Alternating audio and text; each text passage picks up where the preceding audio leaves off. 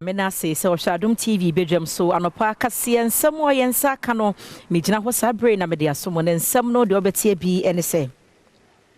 Fitani ba ko ya wanya mfinhia aduonu miensa me ne okasai wasan ne ho ahoma frimu ye de mu nchemu ebro sanso na posifo akofa nipa mako nan a wosusu se wabro eye adwumayefo bi na yebekọ eye oboase dwakasie ni mu nso aja hurenhura ma ne homre so amasoto osahodo dodo no atumi ahyehye ewo honom aposifo mienu nso me ne okasai ampanifo chemu a wo mo anye won niam ye ntino sabrede wabro wonom atade a woye mu hwehwemu wei ene nsam wahodo bi namde so mo se Badwam so se anope wusia me ayafreme anoche waba ajwa se wafe nsam ni nchemu no memfantoa so emawo Ofitani ba ko ya wanya mfinhia aduonu enum ya ne din ye gomo anyanya no eno wo gomo ismansi no emu no abrantie me no kasa de mfimfim antem asem na mekan kwame ablada abrantie atumi asan ne ho ahoma ade chen ne chese wato nanom ewo ensie na me no kasa de ye gomo anyanya no posi mpanimfo ho matima kwakofa mu na wo kwakokra Meno kase the Central East Regional Police Command no wetumi akwachi nipa mako 9 wambota waye enasa womode waye nyina ne se nipa beboro aduonu me ne mranti a wabeti akatikati en wetumi ekwatisi asase bi so na omanfo bi ye adwuma na meno kase no eye cement bag mako beye ahanu na afi blocks beye mpemaduasa 30,000 na sa metwo me ne atumi akose no krada ntani a wasa bro mranti bi a na wabo wompa waye adwuma wasa asase so na sa mranti mako aduonu osusu se wonom ayo langard fo a me no kasa posifo etima chiri mu nan wo mu akade wode wo ho akanwura Breku Royal Anona family neyi akono kwao enkwantan ekasetia na montua emema kentinkai etuye ya no anase ekrom ha no dia yewa ha ne senior high school ba kope hwenkan na nyame aye Adom ma Winners Chapel e ba be si university wa ebe boa school leavers o ma we SS na binimo omfim bien na ba be ko university wa ha no nipa bonifo amambonfo bi so asori se ne Winners a start se awon ye no omato fence bi a nipa bi akobugu ni eguo na sa nipa na te sa na omo mpe kro ni ye anase omo mpe school leavers ni ye anase oman no omo mpe ni ye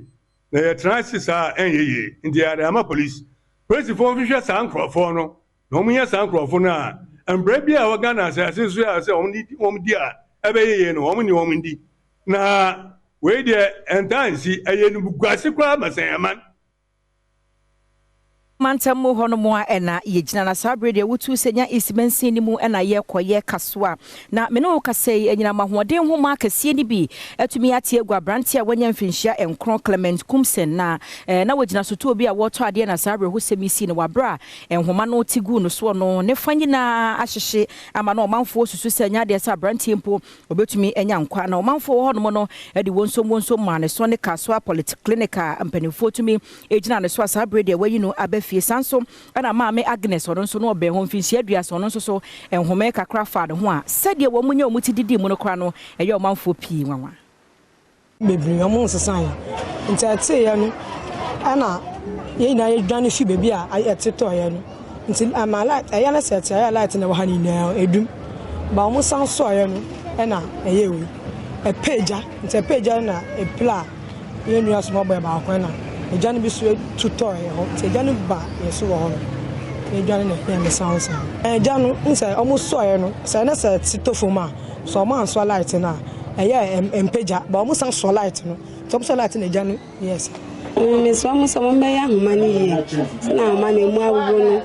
ebia next time enye se na eye ebia na ebetumi ekunipa ti eslam sa homa no mo ya munye ni ye enwachi enasamo Kumsen papa editu dwase ebra wotiye sane babema enyina mahoden enhoma ate egu ne so no yamhye no a ekakutu abi anko wotwahwe do station pepe me park ya na me wife frame no osu mu sense de na aba no so kaso polyclinic ntemembra mi busane bia on tumenka me koe no mo ka chem se light ahoma ate egu forma ate me ba Clement ate ma oda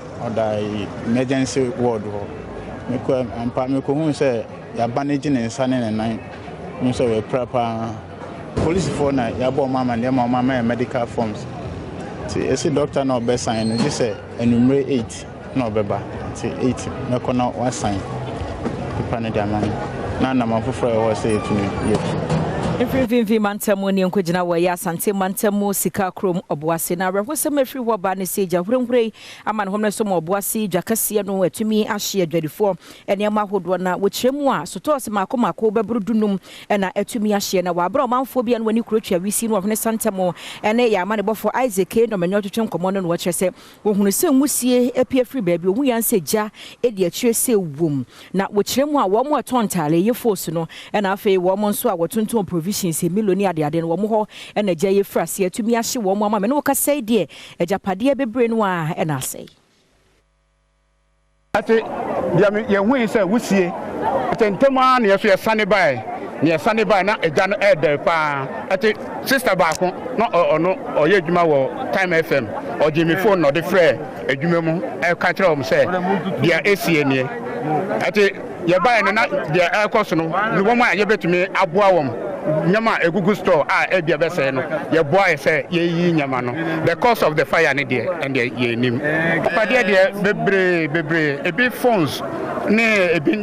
ntade a boutique no wo mo be dia etumi emo ne na sefo store we kranfo there obi akire wa obehu nyama asay na esoro nyama egu esoro no no there ebi antumi ansane amase assistant station officer no ewo fire service ewo empatem ho no Augustine Kweno ede to Adom News enim se wo muntimi nkyere de eja hyehye no ebaaye na mum wo mo eyemu nhwehwemu kagise ya ye nhwehwemu awie well ye normal bebere ho ha ye tumi de bo edan ho ban ma bibi kura esi na se wo ho animanim na wotumi so ano ebi te se fire extinguisher ba ni nyina no ai se esi dan a na yi adwene fili ni nyina so enti sa no ma no so wo bi ofie na se even wo hu ja no kura initial stage a wotumi de so ano aha no embre bebre se nam ha ye ta hu se ka etumi park baby rough ye ba kra na bi apake wo ho bet ai se ye ba ko pe enti ye besere se ye ndi san hye no so a de bia be ma ekwan na adem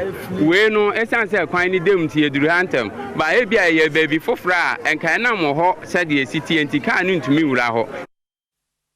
Yenfri ho na yenkwa aposifo bonom akache na se wokoye asante mantemu a eye asokwa division no MTTD na se post adwumako ne fan ya ejina kwa ho hwe kwa so dwodwo ho nsem no bonom echiemu a me no ka se de aposifo mienu ya wo nyina ye ma Inspector Martha aka number 6233 na fe Sergeant Felicia Okran wo mienu celebrate aposifo chiremu a wonfo atade mu na wontena che sanse kasamfoni bi ba bonten akwaya na wo mo eye wo mo na ensem fata se obeye post adwuma no ti celebrate empanifo wonu nsemu ntina ho akohia se oma wonum etena nkyɛnyansa oposi adwumayeko ne nkrata wodi tu dwamu no wɔkyerɛ se ɔkyerɛ Inspector Martha aka a ne badge number ɛyɛ 6233 ɛna wasan so akyerɛ Sergeant Felicia Okran ya wo mu nyina ɛwɔ Asokwa Divisional MTTD Ukumase ya kasafonyini bi beto abɛfo ntentan so adwuma a wɔyɛ no na enkoyie ɔkyerɛ se sentia wakyerɛ wo mu ɛne se ɔpɛsɛ wɔyɛ mu nhwehwɛmu ya ɛno ɛne police interdisciplinary procedures ɛmra no ɛna ɛkɔ wofasa akwanya isunso ede ato wono a otete womo ewo kasafonyini ne mu se onka wakomanto wonyem esanse posi adwumayeko no eguso a eye enhwehwemu ya de obehu bia no obema emra no aye adwuma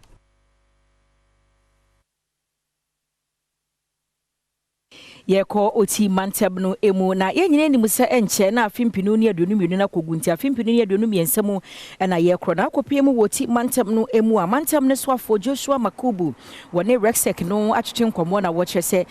afie bewram yi omode ne abahodo ogu akwamu pa se be ya bambo ho nsem na afa menteme ho ase watimi wakame bia be ma na omne so no obetumi asiesie ne ntem de wo dada no wo mu sie sanso no behwe na bambo be kwaso se be ya ofoforo nyini ti afimpinu ne aduonu miensemu I send some signal be say normal nanka as a regional security council you take it for granted, you know. You can actually resolve in things. So per what has happened in 2022 in the case of Nkwanta South and in a mine Kachi Jinji and Brahim Fee most recently, you know. Maybe going to 2023, you know. Some of the things now can say no, normal can be resolved among a handful. In a but we will not take them more serious. Ede osan so ekasa de fa impuntujuma e won patem ho. Ba no kwanta pasa road na eye pasa nkwanta up to Damanku Bridge. But was one who say we say pasa na okọ Sibijato papa hono e de kwa e quota so no obere nanti ekwadru Damanku Bridge no. But what is the problem with CB? Side bedroom concept junction. Now it was purely about the contractor. And then I mean, in the process of the year, you were key MIA to be terminating contracts. Until the procurement process is now start here, when it is done, a new contractor will be to me a year a back to site. That is the aspect that makes me account. But a banner who quanta to Dambai and Rara to Jessica and a Dambai Township. That meaning I was under city constructions. I'm saying the contract period may air last year. Yemfri hono na yenko eyesu apan hodo no emu na National Union of Ghana Students etweneti ase nooks na wo mo aye nsentrefo nhyiamu na nsentrefo nhyiamu no ase no na mumpanifo agina simpie so de nsem tudwa no ede kokobo ekwa amasu apan hodo ye wo my Ghana mumpanifo se sukuu no a won mo atoto fees ni mu akase no wonhwe no wonte so won mu kyemu amrahye bedwa no akwa asetena gye atomu sesesu apan hodo ne beto wo mu fees mu a wo se ye wo ha mu nkyemu dunum na nso su se wo mo de no aborosa nti su apan hodo ne hwe no wantete so nene said the amrahye bedwa na si agina ye no enkosa pepepe. National Union of Ghana Students woma yensemtwefo enhyiamu na wonsem a wode to nsemtwefo anim ene se abansu apon awodo no wonhwe so obetete school fees so na afen so omomodina endi amrahye bedwafo enhyehye yi a wode atodwa ewo school fees ho ewo amrahye bedwafie no woni so. President ya woda National Union of Ghana Students ano Denis Apialabi ampofo ekasa eno de sanchirimu yi eto nsemtwefo anim sesie ya me no kasa yi school to aso ahodro universities ahodro any colleges ahodro e de won fees and say won bills aba out ye tina se hwemu no bills ne fees no etia Ghana mra a eye act 1080 a Parliament of Ghana ahye se obi biara ana institution bia ni wa ho kwan se obetimi ato fees mu ana school fees mu atra ohanchemu dunum eye 15%. The tiene se oto school fees mu manetra sa mpepenso wi a no watra ana wabumra. Nenso de omne se ye professors ene ye suapon ahodro bebre ho a wabu ani agusa amre so ana wo hye obata bata akire ana watoto fees mu akodu ohanchemu aduanan ene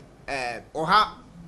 Kwa Afram Plains na ekuafo a wonom ebo hodomo ede adehwede ye mu oden ama eye aban se wonhwe na kwa Afram Plains mpotem hodomo no fulani fo abeje ho aboso no ode anantwie se wo mu mfudie no wonyi won emfi ho wo kyeremu a sika pa na wonom ede do afuo sesei no kamea se afuo no bedra bedru so ba betwa no na obekọ na ne anantwie atiesim no mawedo mbetimi awe bubu de aka nyina agufom na enum ne ne wo ne amane boni akwasi dwamne twetwe nkomo ma me krobon wo kyese sa aban penetom no one person better so much is kind at the sea fulani for so to turn and treat one potem one more na watch abani when a fulani for no name tree go from plains nyano when you won free ho.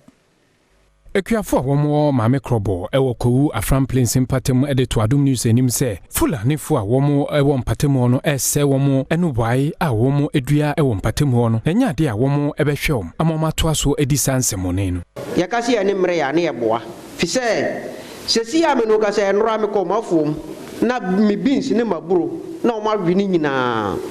me hwe ya chesi ya manya obia de yebesra aban ne se we kakra ya yakan no yebesra so wontu ho na mo se wontu ho na mo de ya yanka sai de mra ne be hye nsam okwani ba kwa ono nso ene Adom News Central for etwetwe nkomo de tudwa se abribia no se fulani fo yi edi nsamone na so mokobo aposifo amane a na aposifo no eta wo mo echi a enye kwampa so ko ka fulani ni asem na eko wie ko to a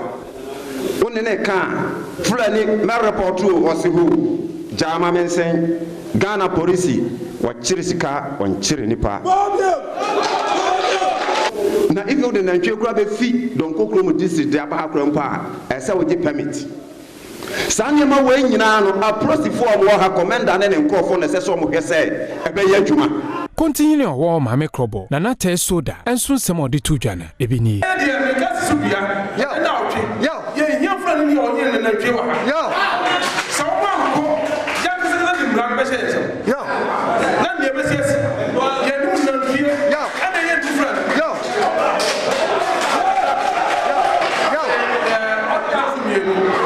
I see them for me. I'm almost as well.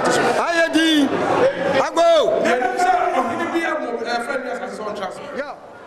Yɛmfiri hɔ no wɔ na yɛn kɔnsɛm foforɔ emu a na wɔpanyini baako yi a wɔhyɛ ɛsen broni bɛka sɛ dermatologist ɛwɔ Rabito Clinic Dr. Kofi Brefo ade afutuo ama yɛ Ghanafoɔ nyinaa na wɔpanyini ne nsɛm a wɔka nyinaa ne sɛ saa bre no wohwɛ mu a wɔ ho yɛ ɛpɛ no ayi ne ti na ɛpɛ no ayi ne ti sɛ bɛyɛ a wo nipadua na sɛ wo honam no mpaapa nti no sɛ wobɛsra yɛ afa de broni bɛka sɛ ɛyɛ moisturizer fafra wo nku ne fasra san sɛ wodi agora hwa na skin no kɔyɛ sɛ denkyam de nti no paade a anwawom kakra nefa franku nefa stra sabi already no empapa emroso skin breaking no edinema bebreba ma microorganism aya anase moa it me cause skin no e cause infection it me crack or skin trauma now the first thing he moisturizers na you come moisturizers special made Inkwa, Emma was skin, it protects a moisturizer or skin, Emma was skin and dry. Na eno ya number one. The second one is also soap. The soap is also no. We have soaps who you see. Emma especially non-scented ones no.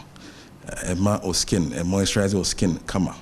We enam so ma Adom News in Central for ne omanfo ekotwetwe nkomo ebiso omo se opebremu yi kwan ben na womo efa so a womo de bo womo ehunam ehu ban.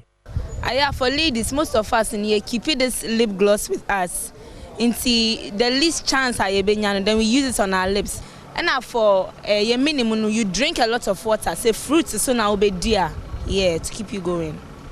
The amantano, mama niya papa. Unsa unamwana unamina sawo ay basabi na wode me my basa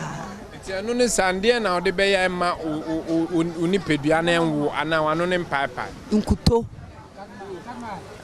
mini bi wo ho afi na metobi ope basi ya ne me minimum ni se odware na wa yusu nkun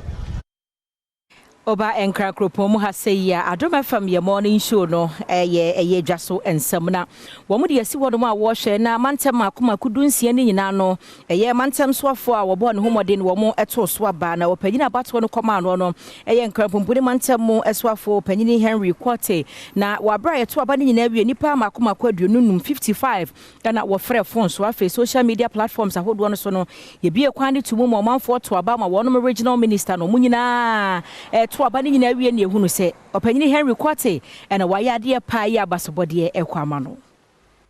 Reporting. First of all, I salute the man who gave him the opportunity to serve. His Excellency, the President, Commander-in-Chief of the Ghana Forces, Nana Utankwa Ufado, Nabidi Dr. Mahamudu, Chief of Staff, and ministers. Cabinet ministers, as I said, you may, a interministerial, and Quarte has succeeded. He has succeeded because the Interior Minister is supporting through the IGP. He is succeeding because at Rexet there is a colonel of the Ghana Armed Forces. Succeeding because there are national security apparatus. Woto aso se anamo 2 year e woni dwumadi e wodi ye no o ma no enso wa wobeto aso aye dwumaden sene enkran ene oman Ghana e be fa ne ntomapa efra. See that I have the percentage that I want, but I want to call myself in the sense that I did the last 8 years no I won't find them say obi anyo bi yet call at obia but say me no say you price at the number of calls I get a day. Oh obi see javier dey speak for big ball at I say will be can obia. So one thing that I can say is there is an very strong awareness. I will be a deal with, and yet, first, I said normal business will be for. So, hopefully, by the grace of God this year, learning from our mistakes, our experiences, and our challenge, I know that by the grace of God, we will get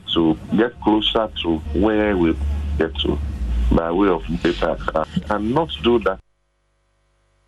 Aha, and Badwam so Cassiam de somewhere near what they made in AC, Usiami, I am from me. I'm not sure, ba. Address, what Badwam we can see it was.